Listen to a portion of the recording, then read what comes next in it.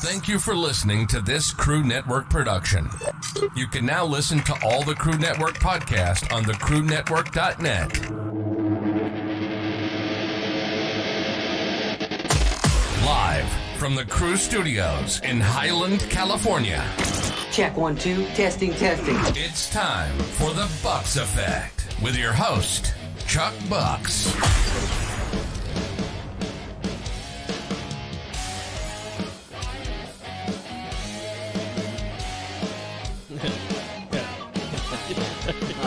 Oh, yeah. Hey, what's going on, ladies and gentlemen? This is the Bux Effect. And, of course, I am your host, Mr. Chuck Bux, right there. There we have it. You know, we got special effects on this show now. Okay, this is the one, the only Dick Sassy. There he is, right there. Oh, Dick Power. Sorry, Dick Power now. I'm sorry about that. And so, guys, you know, occasionally this show, we're going to teach you some stuff, okay? And I know there's a lot of you that maybe listen to the show or thinking about starting your own podcast. We get that sometimes, and we want to kind of guide you in the right way. So this next show or this next guest is going to teach you basically how to get a guest on your podcast.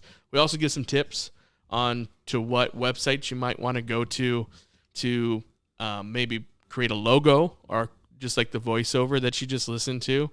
Real simple stuff. You can do it all at home. You can do it probably with the stuff you have now. Even a smartphone with the right microphone can get you started. And we have a member of the crew that does that from his phone. I think it's an older phone. That's maybe why it sounds like crap. But might be a BlackBerry. It could be a BlackBerry. I'm not 100% certain, but I think that might be it. But like I said, we want to teach you things occasionally, and you can learn something as far as starting a podcast. It's real easy stuff to do, but you have to be motivated. A lot of people overthink these things, and we also give you some things that most common mistakes as well that people make while starting a podcast. So without further ado, let's go ahead and present you the man behind podcastguests.com, Andrew Allemann. Enjoy. All right, ladies and gentlemen, our next guest is responsible for a lot of guests on our previous podcast, which is the Booze and the Dudes podcast that we've done with everybody here. Lots of great guests. I mean, it's probably over 10 guests that we got from this particular website. But back in the days, we started this podcast 4 years ago, and it was so hard to find guests for this show. We had a couple of buddies. That's typically how it started. I mean, we would get our crazy buddies involved, or people that we knew had interesting jobs, and get them on the show. But eventually, it's like that gets a little stale. We want to talk to somebody different. So this next guest put together, I know, had a very similar upbringing and has his own podcast and had a very similar situation.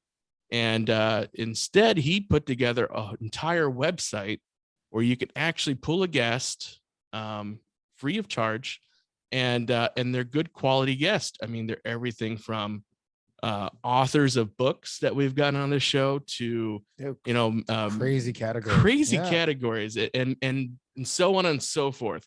So I'm really excited. I've been wanting to talk to this guy for a while. Give it up for Andrew Allemann, everybody, from podcastguest.com. Thanks for having me, guys. Oh, it's going well. It's great to be here. Thanks for inviting me on. Yes. So Andrew, like I said, I kind of gave us a soft opening to what you do. And like I said, prior to coming on this show, I did a little bit of research, at least not to butcher your last name. Yeah, that's I hear all sorts of pronunciations. It's pretty impressive. So right, I got you. And I've listened to a little bit of your podcast too. I believe it obviously specializes a lot in like computer technology and a lot of technology today. But take us through what started podcastguest.com and kind of take us through the background on how you got started.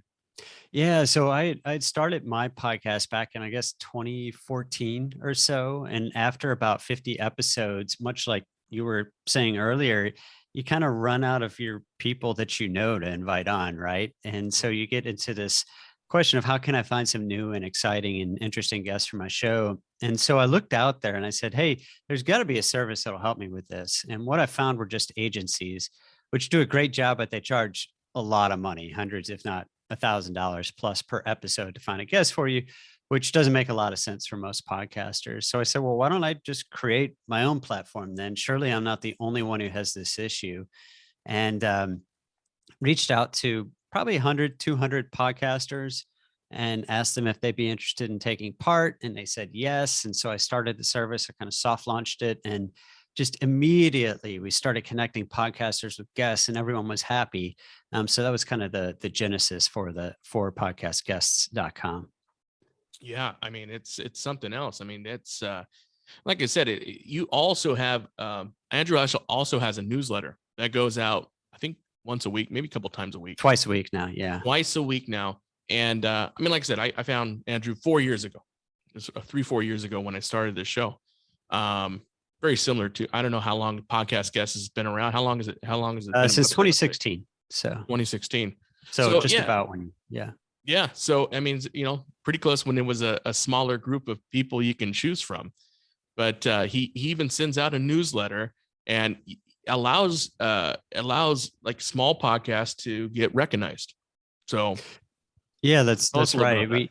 We feature, so twice a week we send out an email with 10 podcasts in it that are looking for guests, and they say exactly what they're looking for as podcasts and our guests. And then anyone who wants to be a guest on the show that meets the qualifications clicks a button and submits themselves to pitch to the show. And they say, hey, this is why I'm a great fit for your show. And really we try to help podcasts of all sizes. So to be in that newsletter, you have to have at least 10 episodes under your belt. As you know, a lot of podcasters start out and then they quit before they get to 10. So that's kind of our minimum threshold. And then they have to be an Apple Podcast, which is easy to do, doesn't take long, but it's good because if you're not an Apple Podcast, you're not getting the reach you would otherwise. So, but then at any time, the podcasters can go to the directory, which now have over 1,000 guests in there that you can invite to your show. And that's even if you're, say, a brand new show. You can do that. So we have, to just give you an idea, kind of some of the more general shows we feature in the newsletter, we'll get over 100 pitches from people that want to be a guest on their show. And then some of the more specific ones might just get a handful depending on how esoteric, how unique they are. Jeez. Yes. Yeah, I know. Cause we've been featured a couple times. And like I said, we thank you guys for doing that for us. But sure, obviously, as time goes on, you're building and building and building. So a little bit about this podcast. We started 4 years ago, a group of friends. We started this basically just once a week. Instead of playing cards for boys' night, we started a podcast. Oh, a lot of podcasts start, I have a feeling. You start off like that, right? And just like you said, a couple people they'll get into podcasting. What I have found sometimes for there's either the right reasons or the wrong reasons, reasons, of course. But in this show, obviously we're doing the right reasons. We didn't really care about, we were going to do the start the podcast. We're going to make a tons of money. You can't think that, obviously, and I've listened to you on other shows. What is the average listener right now in 2022, you think, like, per podcast is getting, and how long does a podcast last on the average?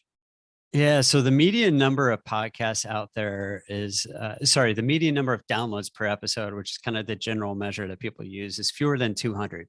Right. And it, honestly, it's probably a lot less. So Libsyn, which is one of the oldest podcasting hosts, says it's about 120.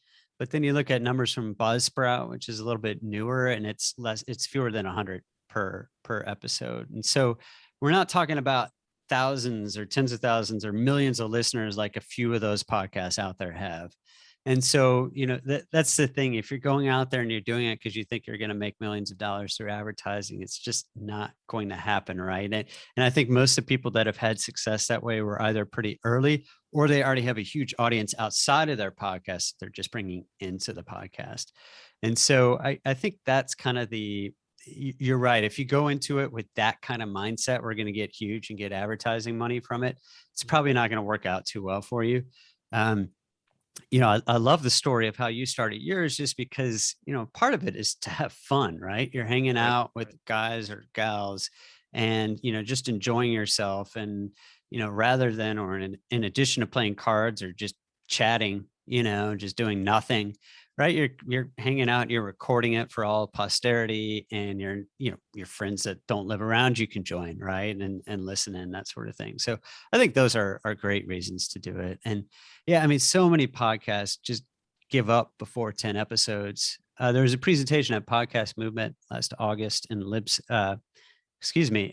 Nashville, that someone from Libsyn put on. And he talked about, at the beginning of the pandemic, everyone started a podcast. I mean, there were record numbers of podcasts. And then he's like, now look, a year later, and all of a sudden, most of those podcasts have stopped publishing, because they get to a year and they're like, okay, what are we doing? We either thought we were going to get a bunch of ad revenue, we didn't, or we were doing this because we were all stuck at home because of COVID, and now we're getting out and about again. Year is kind of a threshold too, that people kind of take stock of, how's my podcast doing? Does it make sense to keep doing this? Right. No, I gotcha. And so, yeah, after so many years of that, just recently, I switched to this format, which is a little less people. And then, taking it a little bit more to the next level, because we did, there'd be episodes that did thousands. Sometimes there'd be episodes that did, under 200 downloads, just depending on content. What keeps you motivated to do your show?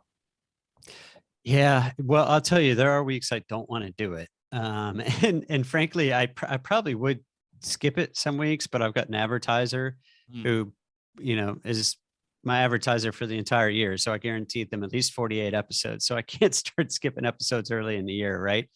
And so that kind of keeps me motivated. But one of the challenges for me, because I've got such a niche podcast, is finding these interesting guests to bring on. And so I've started to this year do more solo episodes without a guest, just because I'm like, hey, there's something to talk about here, and I don't necessarily need to bring in a guest to talk about it.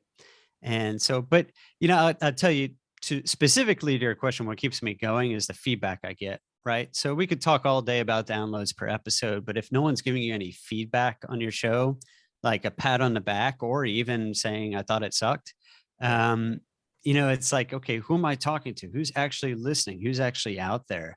And so I just love hearing from people who are like, hey, I listened to that show and either I learned a lot, or I found it really useful, or I felt entertained, that sort of thing. And even if it's negative feedback, just kind of getting that feedback loop really keeps me going. Right. No, that's good motivation, because you're right. There's some people I listen to on a weekly basis that do podcasts, and he kind of like, some podcasts is a stinker, because they're doing so much, as far as like, they got their own things. They're either a comedian and they're like, man, I'm burnt out from the road, but I still got to do this podcast because I got sponsorships. Right. And then there's some people that just, that obviously just love doing it. And that's what we love doing this stuff. And that's kind of from this podcast, we've split up into maybe 2-3 other podcasts that we keep on our network, or small network. But like Happy Days, Laverne and Shirley and all of them. Yeah, that's it. But this is Dick Sassy, by the way. I didn't introduce him. This is Dick Sassy, but he has his own podcast from that. And I have, obviously this show that I bring other guests into, that I typically do have a guest. You mentioned you were doing solo podcasts for a while. Was that hard to do? Because obviously we have a buddy that does his own solo thing in his backyard, and it's pretty decent. It's just obviously he needs better equipment. But his content is good, but his audio is off. Right. But it's like guys like Rush, I'm not saying it because we're fans, but like guys like Rush Limbaugh and people that have done like talking to themselves in a mic is a different kind of art, I think. Yeah, it really is. How'd you get into that? Well, yeah. So I'll say I'm exhausted after I do them, right? Because it takes a lot more planning, and it's just your voice. Right. And so I think having a guest, once you get them there, is a lot easier. Yes, you kind of have to prep for the guest, but you'd have to prep to do a solo episode too. And so to me, like not having a guest, doing a solo episode is like being both the host and the guest. And so it is a lot of work. And so my preference is to have guests on, but sometimes you just get to a week where either someone falls through, or you have, you just can't get anyone on the line, or, sometimes there can be something just really interesting going on that you want to talk about. But yeah, I'd say the majority of the time I still do it with a guest, and that's my preference, for sure. But everyone has their different style, and I don't think there's necessarily a right style. The right style is what you're happy with and what your listeners are happy with. I gotcha. So, obviously, we're talking about creating podcasts. Me and you are kind of a seasoned podcasters. After you get over that 2-year hump, you're pretty much established. Yeah. What would you say people that are just starting out, what's their biggest mistakes that they make when they start a podcast? I mean, obviously we have a buddy that bought $1,000 worth of stuff and doesn't even use it, uses my stuff and comes over here and interviews my guys. Which he's part of the crew. I mean, I don't care either way, but he bought he invested a bunch of money into it. He's maybe done 3 episodes. Well, I mean, was that a big mistake, or what's some common mistakes? Yeah. This is what something do you think one that of his fears is like, why does he only do 3? I want to know why. Right. Yeah. I think that the biggest mistake people make is overthinking it before starting. And it sounds like your friend overthought it. The fact that he spent that much money on equipment just to begin, when you never know where it's going to go. And I did the same thing before I started my podcast. I was like, okay, I have to have the perfect microphone. I got to have this great audio intro. I got to have the sound baffling all around and that sort of thing. And it's just not. Yeah, if you really hit it big, maybe at some point you need to do that. But in the beginning, there are only a few things you really need to focus on. And one of those is having a decent mic, right? It doesn't need to be perfect. A decent mic in a quiet area. You talk about your friend who's doing it in the yard. He's never going to get good sound quality from that. He's doing it from his backyard. You hear his dog and his wife bark at him. I didn't mean that. I mean, his wife's yelling at him. I meant the dog's barking, but anyways, you hear it in the backyard, but you hear he's like shuffling. Like, I mean, he does good content. It just, it's terrible sound. Yeah. And, it doesn't have to be a perfect sound wherever you are. You can do it in a walk-in clothing closet if you have one of those in your house, and it'll be like almost 99% there on sound quality. And a good microphone, I recommend getting what's called a dynamic microphone, right? Because it picks up your voice. It doesn't pick up everything around you, like some other types of microphones. And you can get good ones for $100 or less, right, when you're starting out. And Right. You can get it as a USB mic. So I see there you have a mixer board, but I mean, you can go right into your laptop if you want. And so, that's a starting point, right? I always recommend too, people spend a little bit of money having someone design good cover art for their show. Because that's what you see when you're scrolling through this app, right? Your podcast app, looking for shows. And if it it doesn't have to look fantastic, but if your show art looks like it's amateur, then you're kind of less likely that people will be like, oh, this is a podcast I want to listen to. So you're making something from Paint Shop. You're not going to have. You'd be shocked. The craziest one I saw is someone drew a picture. Like a physical picture with crayons or color pencils, took a picture of it and made it into their cover art. Oh, so hey, that works for some people. They were established. Yeah. So kid. Those are a couple I'd focus on to begin with. But yeah, don't overthink it. Start podcasting, make sure you like it and enjoy it, and then you can start investing more into it. That's good advice, Andrew. I mean, I think he did overthink a lot of the guy that bought most of the stuff as compared to the guy that didn't have anything and he makes good content and the other guy has good stuff. But just a couple guys, if you are listening to, there's a couple different, as Andrew mentioned, you do want good cover art. What we've used is Fiverr.com. Fiverr.com, they don't sponsor here, but for as low as $20, you can get somebody that actually makes a pretty decent cover art picture on your podcast, and it's going to be the pixels that you need in order to upload to Apple, and because there's certain dimensions that you need, and also too for our voiceovers.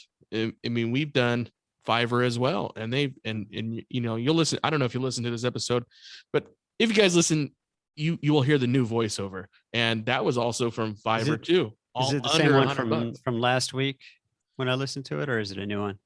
Well, I think last week we might have done one with the creative team. That was kind of there was a voice. Oh, right. Yeah. So there's basically a stereo that goes, but anyways, that guy's super pro. he's done this guy's podcast and he hired him to do it. And it was under $50 to do a good voiceover. So, and you don't need a voiceover to start either. I mean, I had one on my first podcast and then I ended up nixing it because I looked back and it was kind of a corny one. When I looked back, I was like, okay, that's too cheesy. I'm just going to do starter music. That's exactly what I did. Yeah. I'm going to have to edit it a little, but it's still pretty funny. It's pretty pro. Yeah. So you already know it's corny. But yeah, I mean, look, I guess the bottom line is a lot of people try to make it perfect before they launch. And I don't think unless you're like getting paid big bucks from someone to start your podcast, which very few of us are, it's not that important that it's perfect when you start. That's it, guys. Don't overthink it. And just, you got to love it. Absolutely. Now, your website, obviously, the way that it is funded is through guest. And they sign up on podcast.guest.com. Kind of take us through the benefits of being represented on podcastguest.com and then getting booked on shows. Yeah. So I would say, first of all, podcasters and guests can use it 100% free if you want. We just have some paid options for guests. So podcasters are always free. And so as a guest, you can get on shows by pitching the shows that are in the newsletter. Like your shows when they've been in there, and that doesn't cost anything. But if you want to get booked on more shows and you want to have podcasters come to you, then you can pay a small fee to be in our directory of experts. So we have over 1,000 people in there on, as you mentioned, just all sorts of categories. We have former NFL players, we have platinum selling musicians, and then we have business coaches, we have doctors, we have just people with really fascinating interests, whether it's UFOs or, some, just really interesting topic that's a hobby to them. And so the benefit there is that a podcaster can go to the directory and invite you on the show so that you're not necessarily pitching out all the time. And we have a couple different levels there. And the premium level, what's nice about that is we'll put you in that newsletter that you mentioned earlier that we send out twice a week. And we put you in there on a rotating basis, just your headshot and a snippet so people can click through and learn more about you. And that goes out to 35,000 people. So it tends to drive a lot of invitations to most of our guests that are included in there. So, but again, that's completely optional. I think most people sign up for free at first, and then they decide, hey, I want to get booked on more shows, especially if they have a business or something like that, or they want to get more exposure because they're launching a book, publishing a book. Then they upgrade to the premium option there. So, and when it comes to why would you want to be a guest on shows, I think people do it for a bunch of different reasons. And I think for a lot of people, they just want to grow their audience, right? And so, and that can be another podcaster, by the way. So I think the number one way to grow your own audience as a podcaster is to be a guest on other shows. Right. Because 100% of those people listening to that show are podcast listeners, right? And so there are lots of ways we promote podcasts, but if you're promoting it on social media, only a small percentage of those people actually listen to podcasts. So I know I found a lot of podcasts that I listen to now, and I found out about them because the person was a guest on a show that I already listened to, right? So that's a great way to expand your own audience. But yeah, if you have a business or you're an author or an actor and you want to grow your audience as far as the people who are aware of you, being a guest on podcasts is a great way to do that. Good point. I mean, that's it. You gotta take advantage of this website as you can, because the thing is, Andrew's keeping most of these features for free. Like, you guys don't understand that there is an operational cost. I'm not too sure. Do you do this full time, Andrew? No, it's part-time, but I have a couple contractors who help me with it too. So that's the thing, like I said, obviously the way that inflation is and all that other stuff, he could be charging a membership fee just for the basic package, and it would be worth it. I mean, I would pay it, even to be pushed into a newsletter that goes out to, 30,000 people, 33,000 people plus, is worth the admission alone. I mean, should be charged to even put in that newsletter. Especially if you compare it to the other websites, who I won't name, that don't do any of the things that his does, that just basically act like he said, kind of like an agency, where you're like, what? It is. And it's like $500, plus, and I think that's the lowest on the low end to get somebody to even, be on your podcast, and they'll maybe recruit a person or two. Yeah. And you're paying all the money. And realistically, when you're starting off, or even if you're at a certain level, as we are, unless you're making a lot of ad revenue, it probably doesn't, like, unless you want to like talk to your heroes and, Yeah, exactly. and go from there. It's We're gonna probably go not broke in a even hurry. worth Yeah. it, Yeah. So, Yeah, and I've tried to make the services as podcaster friendly as possible. To me, the podcasters are the lifeblood of the service, right? Without podcasters, you don't have anything. And so that's why I've tried to focus everything on making that free and easy for podcasters too, right? You don't even have to register if you don't want to, but we can still feature you in the newsletter. And you can start inviting guests onto your show without registering either. You just fill out forms. And so my goal is to make it as easy as possible for people to get started without paying any money or doing a lot of legwork. Andrew, what do you think the future is for this? Are you going to grow a convention, put a convention together? I know you're from Washington. My dad lives in Port Orchard. Oh, yeah. There. So I'm out there maybe once a year, but Yeah. Okay. maybe, I don't know. Have you thought moving forward, maybe putting eventually, depending on how big this gets, putting together like a podcast guest convention or a podcast convention? I know there's maybe a few out there. I don't think there's a bunch, but there are a couple good ones out there. Well, I say that I've only been to one of them, so I can't Right. vouch for the other one, but I know there's at least one good one out there. I've talked to people about potentially expanding this, and I see, there are lots of services that you can offer to podcasters, but I feel like you can kind of drop the ball on one side of it if you try to do too much. And I'm not looking for something where I've got 10 employees or 20 employees or something like that too.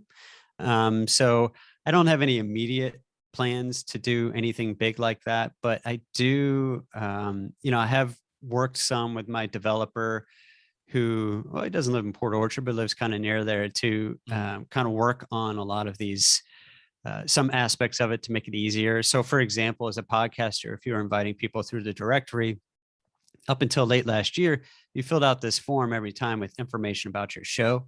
And now you can save that information. You can create a podcaster account so that when you go to invite a new person, it's already kind of pre-populated for you to make it easier. So I've done some things to make it easier. But again, I think just focusing on making it really easy for podcasters to find guests and for experts to get booked on shows is kind of what I'm trying to do here. I got you. So you're not trying to make this full time if you could. Yeah, I'd rather not make it full time, right? Yeah. So if it blew up and you had no choice, would Yeah. you just go with it? You're like, hey, I kind of have to do this. Yeah, I'd go with it or sell it. I've had a couple people say, "Hey, can I buy this business?" Elon from you?" Musk about to offer you. That would be, Yeah. that'd be the guy Sure. who's like, you know what? He said 43 trillion billion. I can either put it into Twitter or podcast guests. And I was Yeah. like, he's like, go do Twitter. I think, Yeah. I Just think do really- Twitter for right. I'm not, Yeah. I'm not trying to twist your arm or anything, but Yeah. Twitter's lost. Just give it to me. Focus on making that a public company Yeah. or what our private company. What do you say? A private company, so you can say whatever you want. Take it private. Yeah. Yeah. Yeah. No, I got you. But tell us a little bit about your podcast now, Andrew, because I know, like I said, I listened to a few episodes. It was a lot of ISO. I mean, just technology, a lot of technology stuff. Tell us a little bit about that. I mean, Yeah. So I've got a podcast about domain names. So Right. web addresses. And so I talk to people that are buying and selling domain names, people that have upgraded their company's domain, lawyers sometimes. So there's a lot of stuff going on. It's really insider baseball stuff for people that are in that particular industry. It's kind of like a trade podcast, if you will. And then I just started one for podcast guests, which it's kind of odd that it took me 5-6 years to start a podcast for my business, which is about podcasting. But I realized that there were a lot of things I wanted to talk about, kind of like some of the things we've been talking about today, that I wanted my subscribers, my newsletter subscribers to read about or hear about, but I didn't really have a good way to do that in a long format. And so I'd write little things in the email with tips and tricks, but I wanted to do something in longer format. And that's one of the cool things about podcasts, right? Is we're sitting here talking for a half hour, 45 minutes or whatever. And it is so much more in depth, right? You can really dig into topics, which you can't really do in other media. So I started a show for that too, called the Podcast Guest Show. And it's about podcasting, right? So we talk about Well, in the first episode, we talked about why anyone would want to start a podcast. Getting back to some of the things we talked about earlier, it's if you're starting it because you want it to blow up and get all this ad revenue, that's probably not going to work out for you, but there are lots of other reasons to do it. The second episode will walk you through exactly what you need to do to start a podcast for those that are sitting on the sidelines. And one of my messages will be that don't overthink it, right? Like, here's what you have to do. And then here's what you know, in a perfect world later on can do. And we're going to interview some people that have podcasts. We're going to talk about we're going to interview some experts or guests from shows. And I'll talk to some of the companies that make the products and services that we use in podcasting. So recording tools, things like that, to kind of pick their brains and get insight from them as well. That sounds awesome. I mean, like I said, obviously, when I reformatted this show, it's like from the advice and the expert advice I got was basically you got to choose your audience. Like, you have to understand what audience are you appealing to. And before I was like, well, I'm 18 to 35, 40 males, because we would look up the demographic, basically the demo on this show was 18 to 35 males. And I was like, there's like maybe 1% of female that listen to the show, maybe 0 that listen to the Booze and the Dudes podcast. Yeah, because I even think the 1% was a mistake. That would have been like a mistake. It was your mom, right? It was definitely Mama Bux that clicked on that. Maybe our wife's spying in on us. Yeah, but that was about it. So when I reformatted this show, obviously I kind of wanted to show where we go different topics. There still might be silly stuff on here, like the dating game. We do like the dating game and have some of our virgin buddy come on the show and try to get a date. We've tried that before. Maybe we'll have, obviously this is a show where we're going to learn some stuff, like if you want to start a podcast, that's why I was like, hey, let's get on Andrew on this show and start a podcast. So there's obviously different stuff.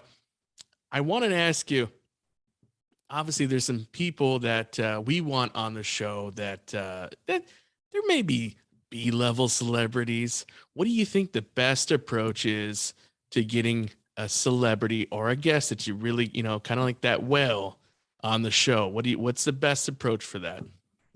I'd say, first of all, you'd be surprised how many will say yes. And so, a lot of these people are, they love the attention. They love the limelight, right? So if we're talking, let's call them B celebrities, right? So either people that were celebrities a long time ago, or maybe they're like a reality TV star or something like that, right? They're looking for exposure. They're constantly looking for exposure. So you'd be surprised how many would say yes. But yeah, you do need to reach out and explain why you think they would be good for your show. So you might be a big fan of theirs, and that's fine to say.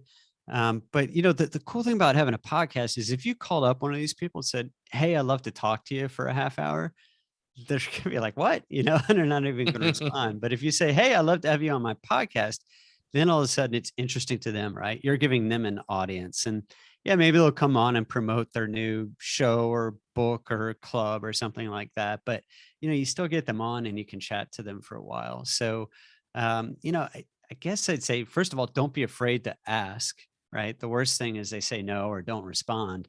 Mm-hmm. But yeah, I mean, I think you'd be surprised at how many people like that. I talk to people that are I talked to one person who's a platinum selling music artist who said he was doing 5 podcasts recording as a guest. And he said it's the connections he's making, mm-hmm. and, the potential collaborations and that sort of thing that come out of it. And, keeping his fans excited and that sort of thing, buying his stuff. So, there's a lot of value into being a guest on shows.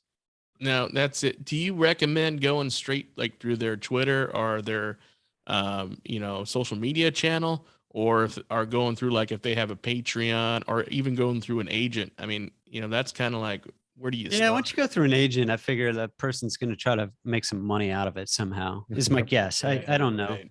I don't know that world too well, but yeah, I think if you start following them on social media and maybe interact with some of their social media and then ask them that way, I think that's a good way to go. Or if you can find an email address or something for them, that can also be a good way to do it too. Yeah. So, told you, you can't get Kanye West on this show unless you call him. I'll try next time. Try it. Anyhow, It's Twitter flubs. All those Twitters. no, I mean, if you wanted me to show, but he's definitely not a targeted audience I wanted this show. I don't care if he came on the show. To be honest with you, I don't know the big deal about him. His clothes are ugly. Crazy on here. It'd be great. Well, I'll say that too. Sometimes when you get these people on and you think it's going to be a huge show for you, it might not be, right? Because they're not going to go out there promoting the heck out of it afterward, especially if they're doing a bunch of these shows. And if it's no big deal to them. That's a good insight. Like a lot of people they assume that because they're going to get someone big or someone even mediocre or B-list, they assume that they're going to go and share it on their platform afterwards, in which they don't. That's not the case at all. Yeah. I mean, it is nice for your credibility though, right? You know, so there is that benefit to it. But yeah, it might not be your biggest episode ever, even if you got someone big on the show, as I guess the point. So it might not make as much sense. Now you get someone on that's not famous, if you will, and they're likely to do a lot more to promote the show.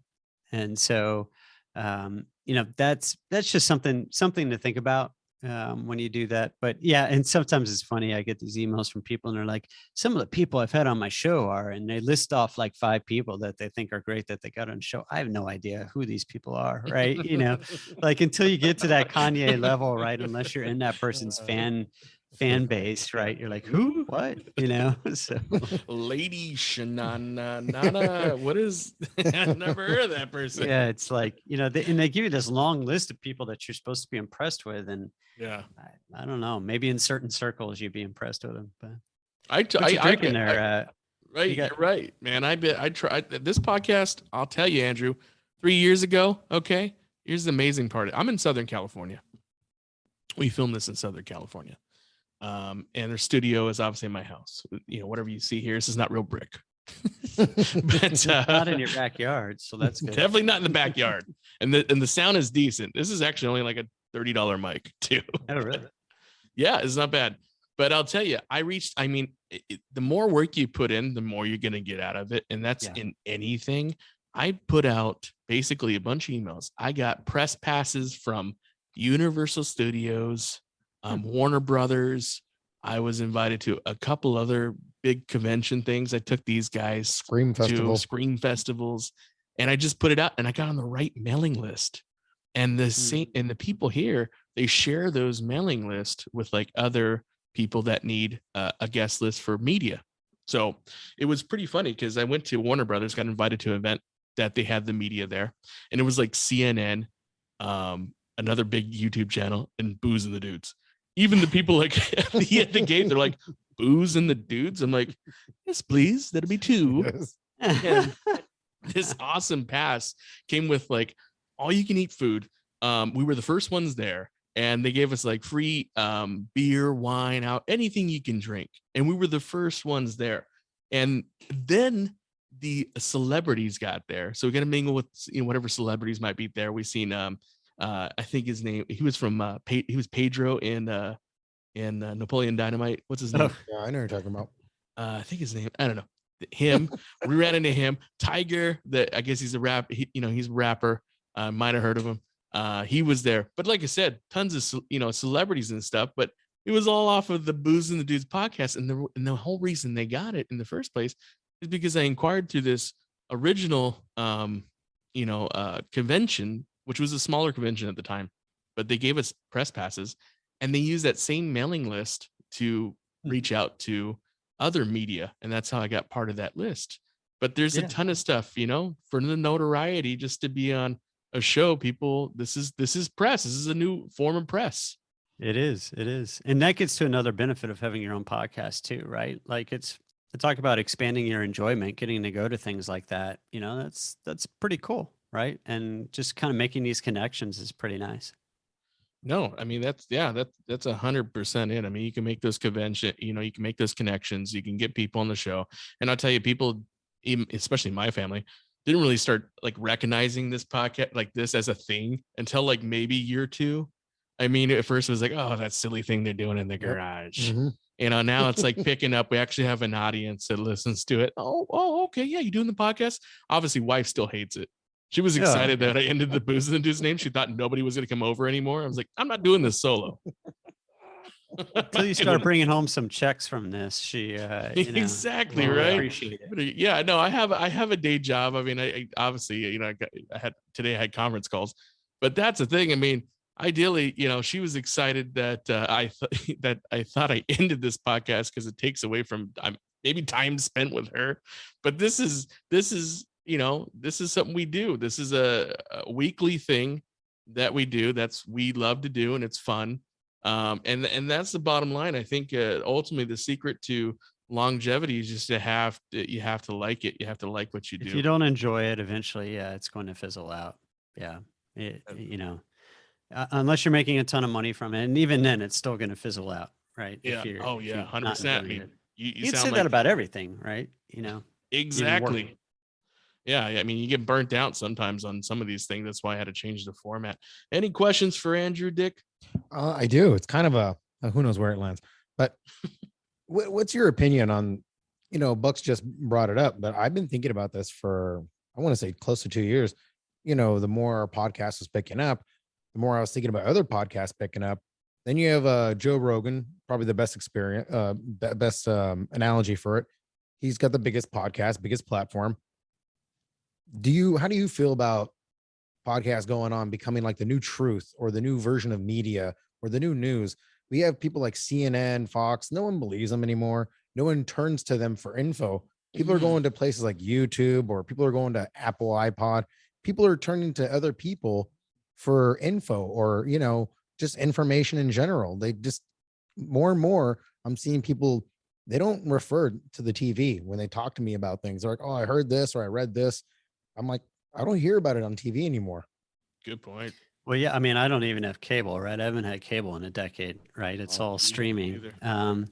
But yeah, so it gets, I guess there are a couple interesting things there. So first of all, yeah, I mean, the good thing about big media organizations is people do fact check them. You might not agree with what they say, but at least people fact check them. Whereas in a lot of cases, a lot of what you see on YouTube, no one's fact checking, and it can just be, completely wrong, right? But one thing that's been interesting this year that's come up, actually specifically with Joe Rogan, is the question of content moderation. And what do you do when people are saying things that are just, provably false, right? But who proves it false is the real question. What's that? Who's the one who proves it false? Yeah. I mean, I guess if someone, to throw something like someone, Holocaust denial or something like that, right? Something that we can pretty much all decent people agree this is something that happened, and then hear someone saying it didn't happen, right? But I mean, in my opinion, that's why I think the news is failing, is because people should have the ability or freedom to question anything and everything, without being the threat of canceled. And I think that's why podcasts are taking off, because if you have your thing, we have our thing, we couldn't cancel each other. It would be up to a group of people to say, I'm no longer listening, or I'm no longer going to pay attention. Whereas you have like CNN and Fox, they have so much money. Who are we to cancel them? They're still going to, throw their propaganda out there as much as they can, where we suffer the consequences. So I guess that goes to one of the cool things about the internet, and there's a downside to this too, but with all types of media on here, so blogs, YouTube, now podcasts, is that, it used to be that the gatekeeper was, did you have enough money to have an FM or an AM radio station or a TV channel? Now it's there is no gate, right? Are you smart enough, and do you have $100 so you can start up a podcast, right? That's the gate now, which is cool. It can bring with it a lot of things that aren't that cool, like hate, hate speech and that sort of stuff. So there is that side of it. And, people can, there's lots of propaganda on all sides of every issue, right? And it's sad when you see people go down a rabbit hole that they can't get out of, right? Mm-hmm. Because you listen to people and you start believing everything about them, everything they say, right? So, but yeah, so.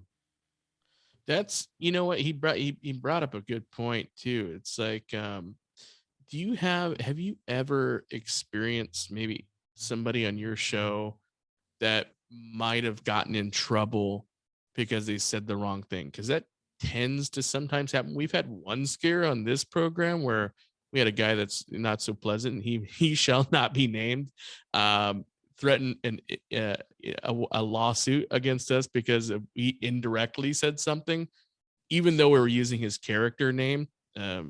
It gets a little bit more into it. We were all pro wrestlers at one time, and we use his pro wrestling name, and obviously his occupation now has to do with the public, and he was scared that basically what we said would get him in trouble, in which it didn't, but he was threatening a lawsuit because we did mention his name about that. So have you gotten into a scare like that? And what is your experience with other podcasts? I mean, are they basically giving these people a disclaimer now that they have to sign?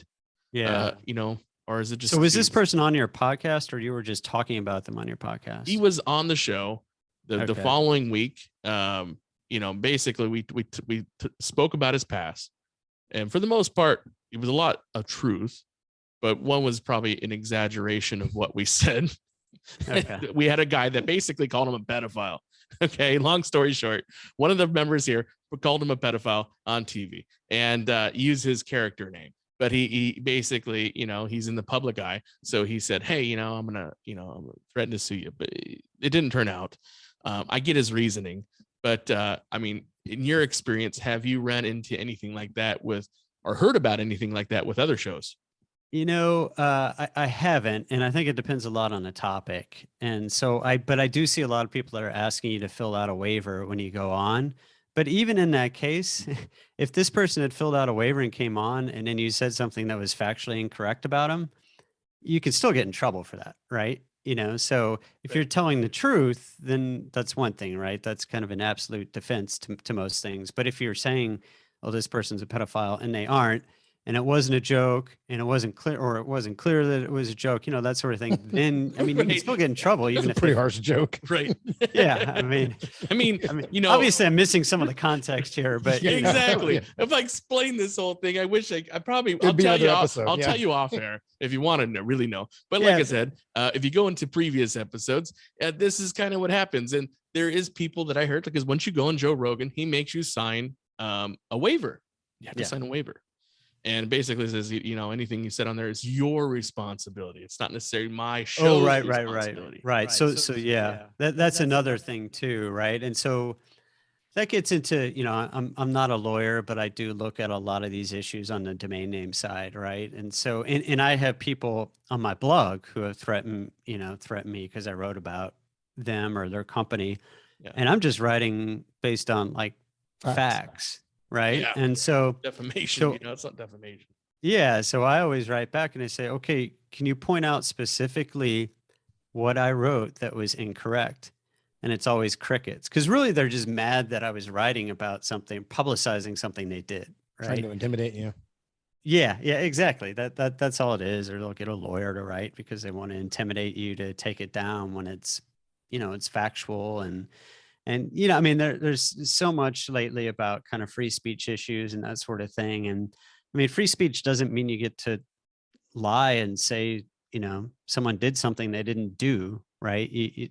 That's not defensible. And it's also one thing a lot of people don't understand too, is it's the government that's not allowed to shut you up. A company that you're on, a podcast platform, can decide they don't want you on there anymore, and that's their right. Yep. So, I think a lot of people entity, yeah, I mean, that's their free speech making that decision. So, well, that's it. I was thinking about starting my own LLC and then making no money for the LLC. So all you can be responsible for is the company name, and if they sue the company, big deal. I'll shut it down. Yeah, start another company. I mean, they can always try to sue you too, and I don't know if they'd be successful, right? Yeah. But it's less. Yeah, less likely. I mean, now if you find yourself in that position a lot, you might want to rethink how you're doing your show. I mean, like I could see that happening once, and then you're like, oh, we should, be careful about what we say. We should definitely change our name and our business name so we can talk more crap. No, this came from facts. I mean, this almost came like, instead of the actual act. I mean, this guy is a creepo. So I mean, quack like a duck, walk like a duck. You might be a duck. Yep. That's all I'm saying. But it is what it is. Anything else for Andrew? No, No, I really learned a lot. That's Appreciate it. Being on. That's it, Andrew. You want to plug anything? Well, if anyone's interested in being a guest on a podcast, or if you have your own podcast, go check out podcastguests.com, and it's free. So sign up, try it out, and give me your feedback. Guys, go to podcastguests.com before Andrew gets happy and starts giving you more fees, because I'll tell you, I'll still be a member. I'll still sign up because it's worth it. It is worth it. And you're getting good quality. You're going to get some people that are going to share your podcast. You're getting out a newsletter that people see, and a ton of people respond to. People that are not even on the list of people that offer you stuff, the viewers that view that email, they're different every single time. There's been wives of NFL players. I'll tell you, people that think they're psychic. Maybe maybe they really are. Maybe they really are. Who knows? I mean, you get a list of different people. I'm telling you. Get a psychic on to verify if they're psychic. It's insane how many people you can get on this show. I'll tell you what, Andrew, even the last newsletter, we even had the keyboardist from the band Survivor reach out. No kidding. Yeah. So I'm telling you, it's reaching a lot of people are getting that either shared that email or forwarded that email that want to be, guest on your guys' podcast. Cool. So guys, check it out. Like I said, one of the best services going for your podcast that is still free for you. Okay. And if you want to be a guest on podcast, go to podcastguest.com. And I think for a small fee, you could definitely be featured on the website too. So let's once again, thanks Andrew for the being on this show. Thank you, man. Hey, thanks guys. Appreciate it.